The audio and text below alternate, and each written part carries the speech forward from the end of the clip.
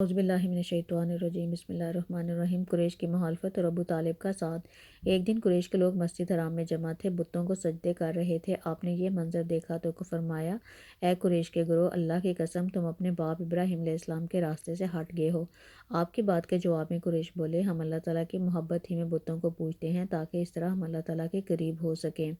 آپ کی یہ بات قریش کو بہت ناگوار گزری۔ انہوں نے ابو طالب سے کہا، ابو طالب، تمہارے بھتیجے نے ہمارے معبودوں کو برا کہا ہے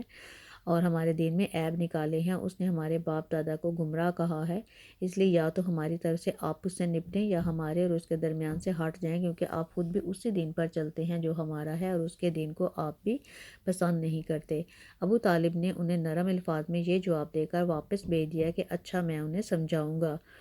آپ صلی اللہ علیہ وآلہ وسلم کی تبلیغ کا جب سلسلہ بڑھ گیا تو قریش جو ہیں وہ بھی آپ کی دشمنی پر اتر آئے اور آپ کے قتل کے نعوذ باللہ منصوبے بنانے لگے، اور یہاں تک سوچنے لگے کہ آپ کا ماشرتی بائیکاٹ کر دیا جائے۔ لیکن ایک دفعہ پھر یہ لوگ ابو طالب کے پاس گئے اور بولے، ابو طالب، ہمارے درمیان آپ بڑے قابل، عزت دار اور بلند مرتبہ آدمی ہیں۔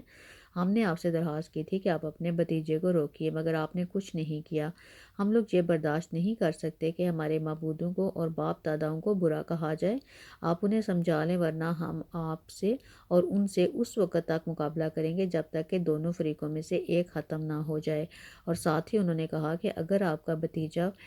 سرداری چاہتا ہے تو ہم اسے اپنا سردار بنا لیں گے، اگر اسے مال و دولت کی ضرورت ہے تو ہم اسے مال و دولت دے دیں گے جتنا وہ چاہے گا، اور اگر اسے کسی عورت سے شادی کرنی ہے تو جس عورت پہ وہ ہاتھ رکھے گا اس کے ساتھ ہم اس کی شادی کروا دیں گے۔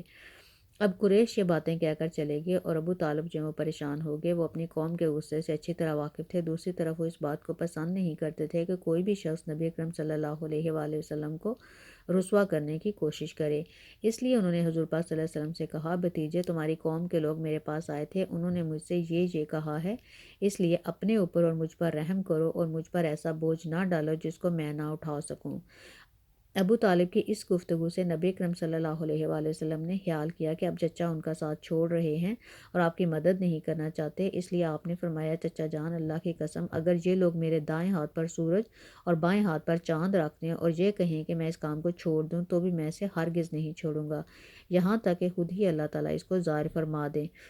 یہ کہتے ہوئے آپ کی آواز بھرا گئی، آپ کی آنکھوں میں آنسو آ گئے اور آپ اٹھ کر جانے لگے۔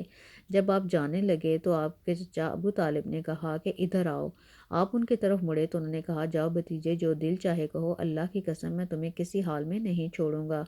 جب قریش کو اندازہ ہو گیا کہ ابو طالب آپ کا ساتھ چھوڑنے پر تیار نہیں ہیں تو انہوں نے عمارہ بن ولید کو ساتھ لیا اور ابو طالب کے پاس آئے اور بولے، ابو طالب، یہ عمارہ بن ولید ہے، قریش کا سب سے زیادہ بہادر، طاقتور اور حسین نوجوان ہے، تم اس سے لے کر اپنا بیٹا بنا لو اور اس کے بدلے میں اپنے بھتیجے کو ہمارے حوالے کر دو، اس لیے کہ وہ تمہارے اور تمہارے باپ دادا کے دین کے خلاف بات کر رہا ہے، اس نے ان کی عقلیں خراب کر دی ہیں، اسے ہمارے حوالے کر دو تاکہ ہم اسے نعوذ باللہ قتل کر دیں، اور انسان کے بدلے میں ہم تمہیں انسان دے رہے ہیں۔ قریش کی یہ بات سن کر ابو طالب نے کہا، اللہ کی قسم، یہ ہرگز نہیں ہو سکتا۔ کیا تم یہ سمجھتے ہو کہ کوئی اونٹنی اپنے بچے کو چھوڑ کر کسی دوسرے بچے کی آرزو مند ہو سکتی ہے؟ ان کا جواب سن کر موتم بن عدی نے کہا، ابو طالب، تمہاری قوم نے تمہارے ساتھ انصاف کا معاملہ کیا ہے اور جو بات تمہیں ناپسند ہے اس سے چھٹکارے کے لیے کوشش کی ہے۔ اب میں نہیں سمجھتا کہ اس کے بعد تمہیں کسی اور چیز کی پیشکش کی جائے گی۔ جواب میں ابو طالب بولے، اللہ کی قسم، انہوں نے میرے ساتھ انصاف نہیں کیا بلکہ تم سب مل کر میرے خلاف گٹھ جوڑ کر رہے ہو۔ اب ابو طالب نے قریش کی یہ پیشکش جب ٹھکرا دی تو معاملہ بے حد سنگین ہو گیا۔ دوسری طرف ابو طالب نے قریش کے خطرناک ارادوں کو بھانپ لیا اور انہوں نے بنو ہاشم اور بنو عبد المطلب کو بلایا اور ان سے کہا کہ سب مل کر آپ کی حفاظت کریں، آپ کا بچاؤ کریں۔ ان کی بات کو سن کر سب لوگ تیار ہو گئے سوائے ابو لہب کے۔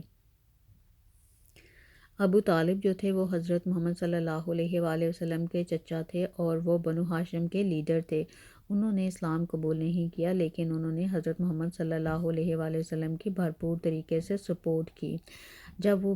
ڈیتھ بیڈ پہ تھے، جب ان کی انتقال کا وقت قریب تھا تو اس وقت حضرت محمد صلی اللہ علیہ وآلہ وسلم نے کہا کہ میں آپ سے التجا کرتا ہوں کہ آپ ایک کلمہ پڑھ دیں تاکہ میں اللہ تعالیٰ سے پھر آپ کے بارے میں بات کر سکوں۔ وہ کلمہ کہنے لگے تھے کہ ابو جہل نے ابو طالب سے کہا کہ تم اپنے باپ کا مذہب چھوڑنے لگے ہو، لیکن اسی وقت جو ہے وہ ان کا انتقال ہو گیا اور وہ کلمہ لا الہ الا اللہ نہیں پڑھ سکے۔ تو صحیح مسلم میں ایک حدیث ہے، ابن عباس کہتے ہیں کہ کسی صحابی نے آپ سے پوچھا کہ آپ کے انکل نے آپ کی اتنی مدد کی ہے تو آپ ان کی کس طرح مدد کریں گے؟ تو حضور پاک صلی اللہ علیہ وسلم نے کہا کہ ہاں، میں نے ان کے حق میں دعا کی ہے کہ اللہ تعالیٰ جو ہے ان کو میری اس دعا کے نتیجے میں ان کو جہنم کی جو ڈیپتھ ہے، جو گہرائی ہے، اس میں نہیں ڈالیں گے، بلکہ ان کو بالکل جو اس کا اوپر کا کنارہ ہوئے گا اس میں ان کو رکھیں گے، کیونکہ انہوں نے اسلام قبول نہیں کیا تھا، ایمان نہیں لائے تھے وہ۔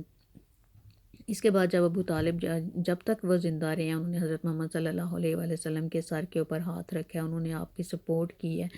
لیکن جو ہی ان کا انتقال ہوا ہے تو پھر جو ہے ابو جہل نے